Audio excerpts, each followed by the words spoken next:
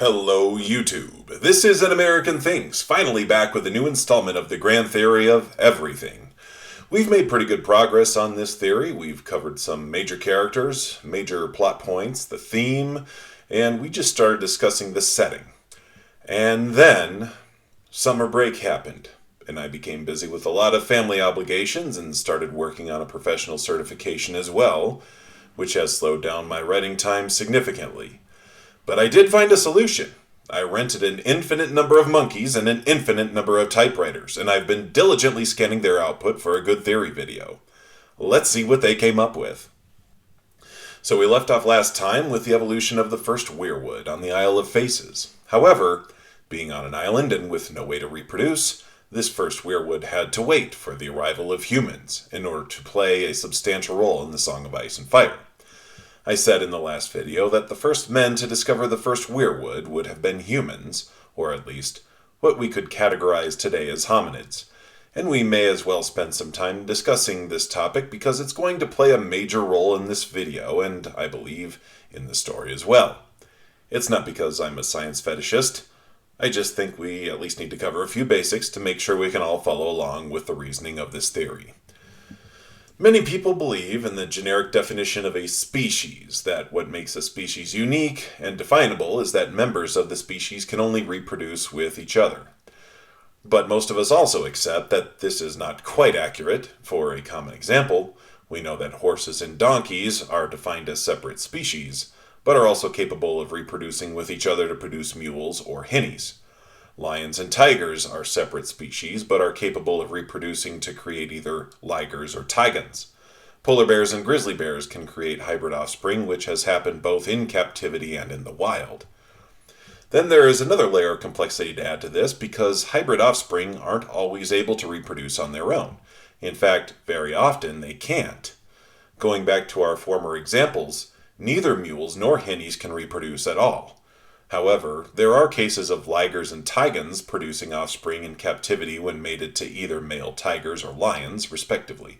And in the case of the grizzly bear and polar bear hybrids, DNA analysis appears to show polar bear DNA entering the gene pool of some brown bear populations dating back to the Pleistocene era, which, for the record, is a long time ago.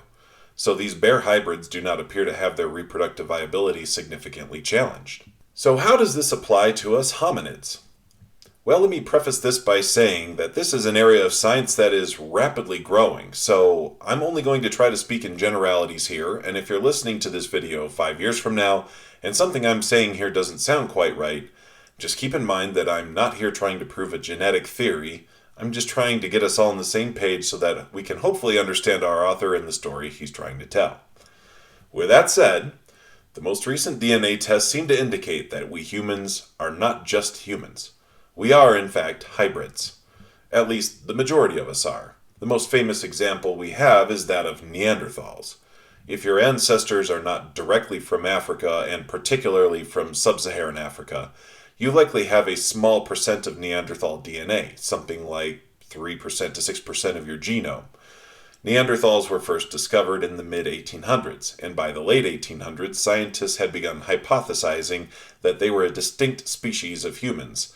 We have discovered more evidence of them than any other archaic human, so it shouldn't be surprising that we have been able to discover more about them than other hominids. Additionally, the concept of human Neanderthal hybrids has been theorized for over 100 years now. And while it wasn't until the early 2000s when advances in genetic testing were able to prove this theory, the idea had existed for a long time prior to George R.R. Martin conceiving of A Song of Ice and Fire in 1991. We also now know that Neanderthals were not the only ones hybridizing with humans. In 2010, another archaic human species, who we call the Denisovans, were discovered, and DNA testing found that Denisovan DNA is part of the modern human gene pool as well, particularly in Southeast Asia and Polynesia. As of the making of this video, there are about a dozen hominid species, but most of these are recent enough discoveries and lack sufficient surviving genetic material to conduct similar testing to the Denisovans and Neanderthals. But it isn't a stretch to think that there might be more hybridizing with other hominids for us to discover in the future. We've already touched on the idea of human hybrids in this theory series already. such as the idea of the first men interbreeding with the children of the forest and eventually developing into the Cro-Magnon. And that might solve the question of where the Cro-Magnon came from, but it doesn't answer the question of where the children came from. And here's where this starts to get a little interesting. George R. Martin has written stories before that touch on the idea of how humans might evolve in response to environmental stress. For example, in The Thousand Worlds you can get a sense for this in The House of the Worm. But probably the story where this setting plays the most central role is in Dark, Dark Were the Tunnels.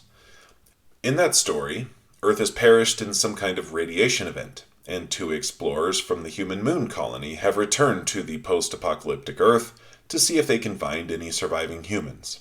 When they find a protagonist named Greel deep in a labyrinth of underground tunnels, it is apparent that he is some kind of hominid, but is also very different. Greel is much shorter, around 4 feet tall. His eyes have become larger, his skin has changed, and he is telepathic, even being able to communicate with animals. And I think he applied similar concepts to developing the hominids in A Song of Ice and Fire as well.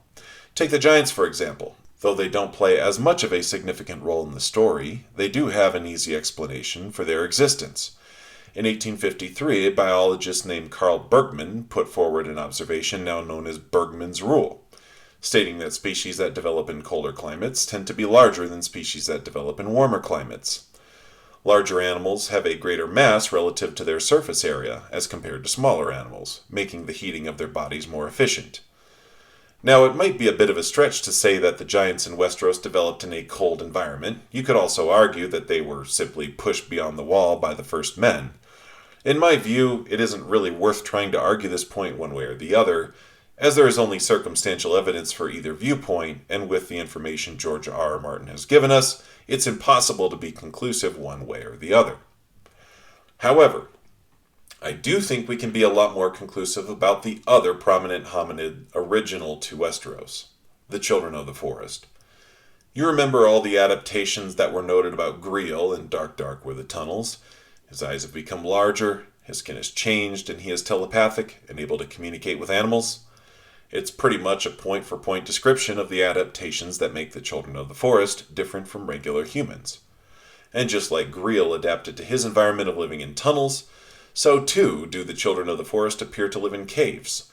But how did all of this come about? Well, here's what I think happened. The first humans to discover the Isle of Faces, whoever they might have been, probably soon discovered the first weirwood.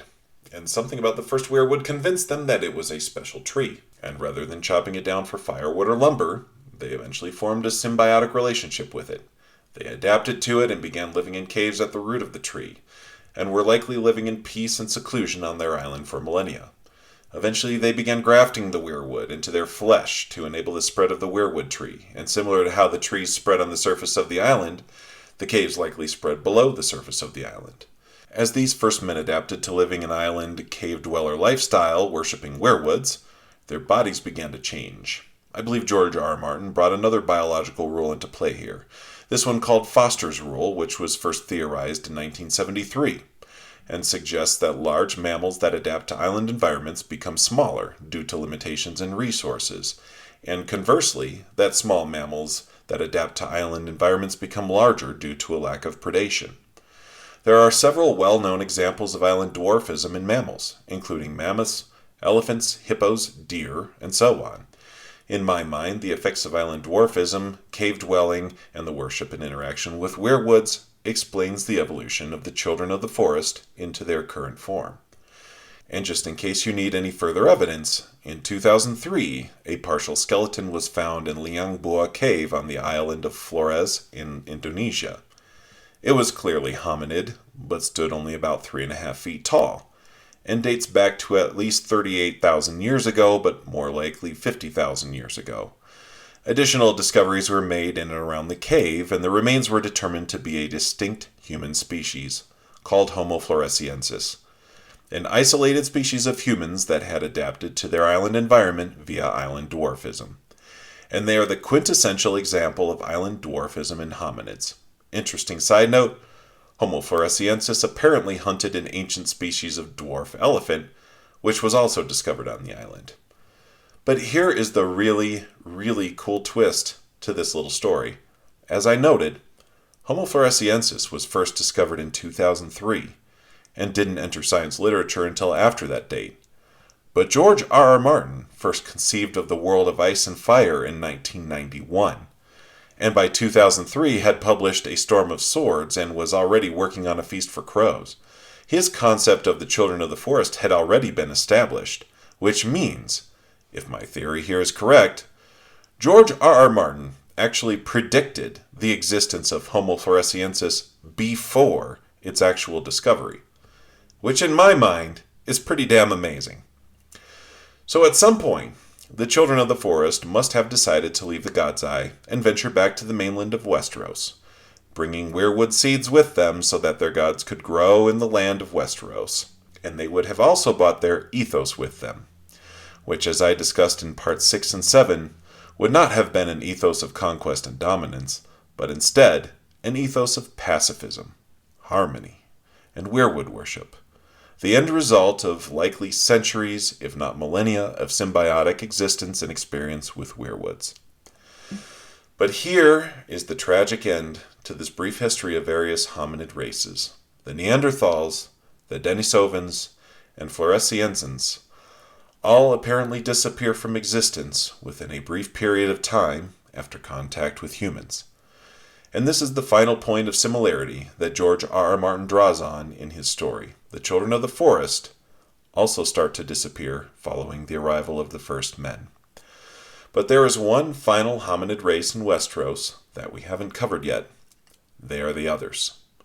They really deserve their own episode, and we will be talking about them more in part 10.